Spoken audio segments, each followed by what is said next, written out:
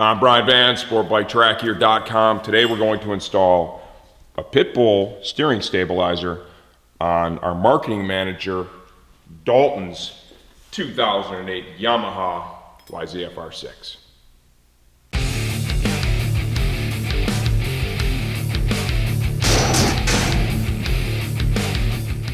Pitbull products, obviously famous for their motorcycle stands, trailer restraints. That's what everybody knows them for. They do have some accessories available, one of which is going to be their steering damper. This has been out for a while.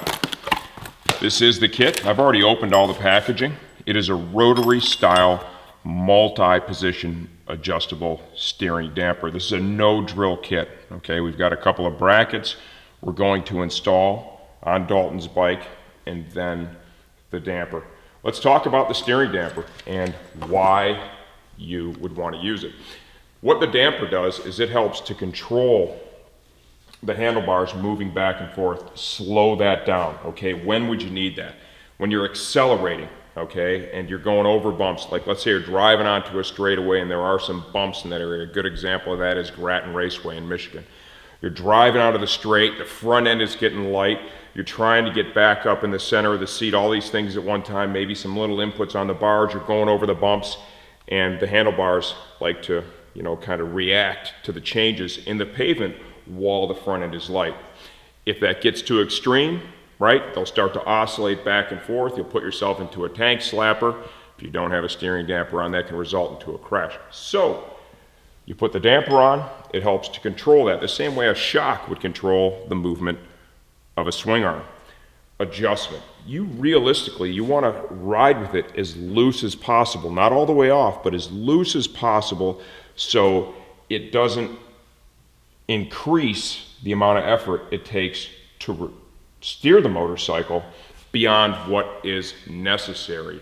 And realistically, if your bike shakes really bad, even with a damper that's turned up, say somewhere in the middle of the range, you've got some suspension issues that you need to sort out that are compounding what's happening. So if you're going way over, let's say 50% of full tight, right? At every racetrack you go to, you've probably got to set up a suspension issue that is compounding it. So for today, what do we need to do for the install? On the R6, this kit is really well thought out from Pitbull. All we need is a 10mm wrench. We've got a 5mm T-handle, and then I have a 5mm on a longer T-handle to help me reach one of the bolts here on the steering head itself. Okay, the kit comes complete with what I would rate excellent, very thorough instructions. Okay, I've done this a couple of times actually on this particular bike, so these are here for your reference if you need them. And let's go ahead and begin. We're going to start by removing the bolt that mounts the tank to the frame up here, the bolt and the washer. These will not be reused. Put those in your spares. These two holes right here, if you have stock clip-ons, these holes would be filled with bolts that go through and actually bolt to the stock clip-ons. Dalton has already installed a pair of Vortex clip-ons on this bike.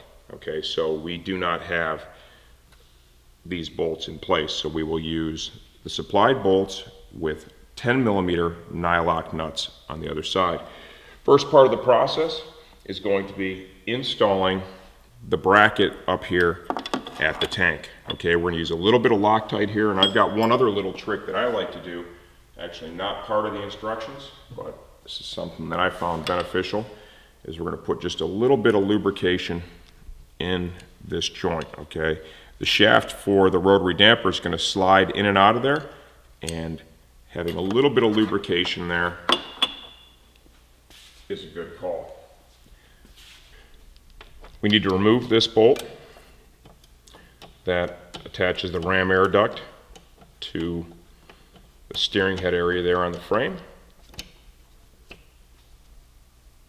And the second part of our mounting bracket will be installed there.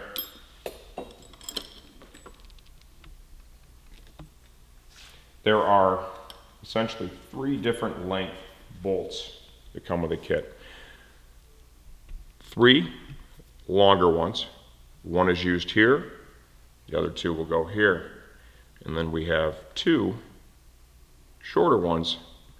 The longer of the two will be used down here at the steering head area of the frame, and the shortest of the two will be used to attach the two brackets together. Each one of these fasteners will get a little bit of Loctite. Okay, now this bracket is going to run up, and it's going to meet the other bracket right back here. And now you're going to see why I did not tighten the other bracket all the way. Finger tight so I can move it around a little bit. It's going to help me get the bolt lined up as I bolt those two pieces together.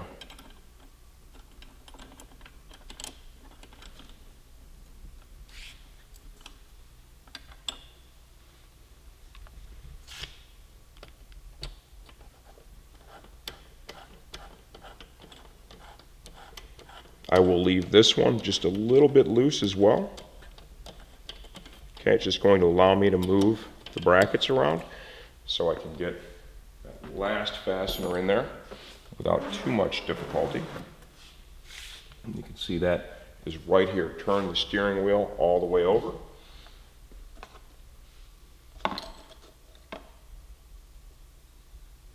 Loctite here.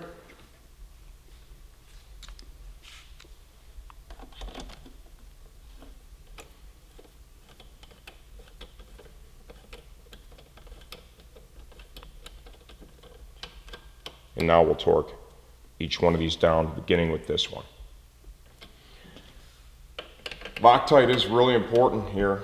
You do not want, I use the T-handle to tighten that, you do not want these to come loose, right? If they come loose, it reduces the effectiveness of the steering damper, which is a problem, right? If they're a little loose, you create a little void where essentially the damper will not be working at all, because you're going to have that little void where it's just moving freely, okay?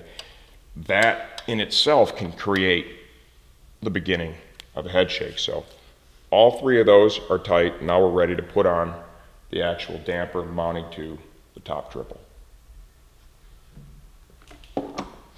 Okay, the damper, we're going to slide this in now.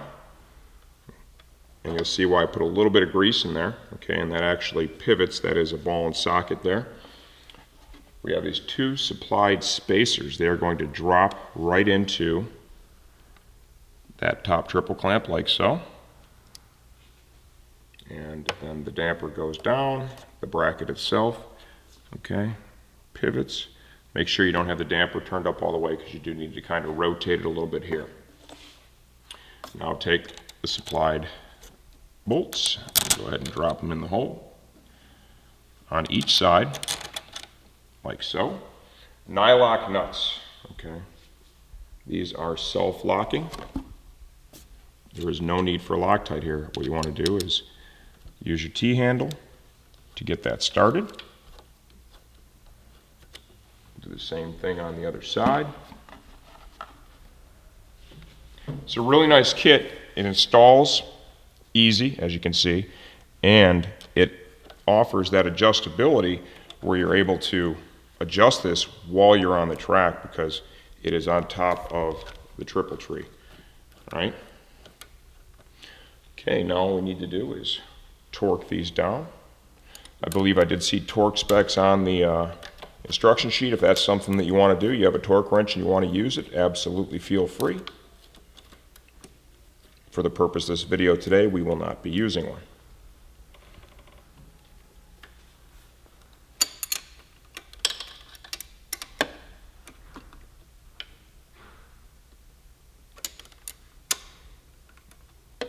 Just like I spoke about with the other fasteners, it's really important these are tight as well, because if they're not, you could create the beginnings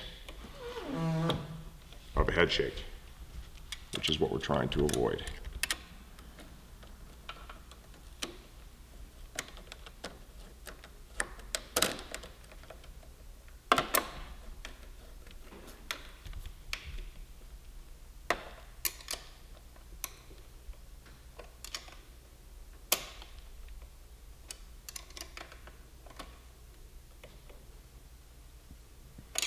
Okay, now what do we want to do? We've just made, right, in addition to our controls here, and there's a couple of things that we want to make sure are still going to be good in terms of clearance, right? Our clutch cable rides over the top of that steering damper bracket. You can see it right here. So I want to turn this back and forth and just make sure we haven't created any unusual binding. Okay, it's not grabbing the cable.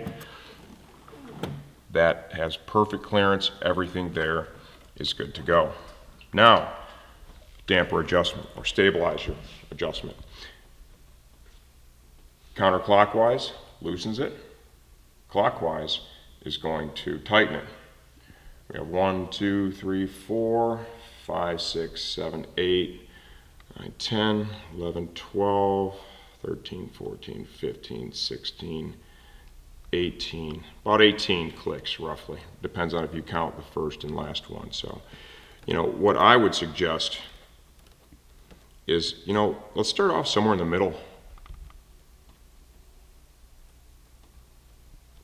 which is going to be right there. And you can see the difference, okay, in effort it would take to turn the handlebars, right?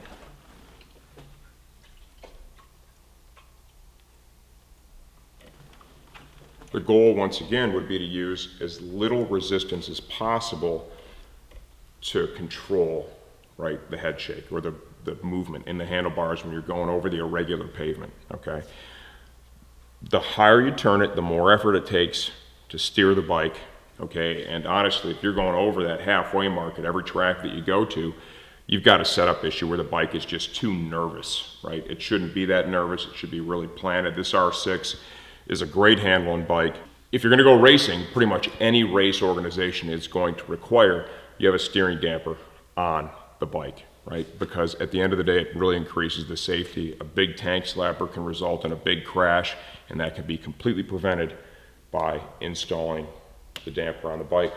One last thing that I think I'm going to recommend to Dalton here is at the steering stops on this bike, what I like to do is I like to put some lead wheel weights, actually adhere them to the frame, stick-on weights, at the frame where the lower triple tree steering stop contacts it. What I've found too is that in the event of a crash, having that lead weight there acts as like a little shock absorber, and it can help to minimize damage to the lower triple tree in a crash. Sometimes you crash hard enough, the handlebars get grabbed on the ground, it can actually snap the boss off of the lower triple, and you got to put a new triple on it.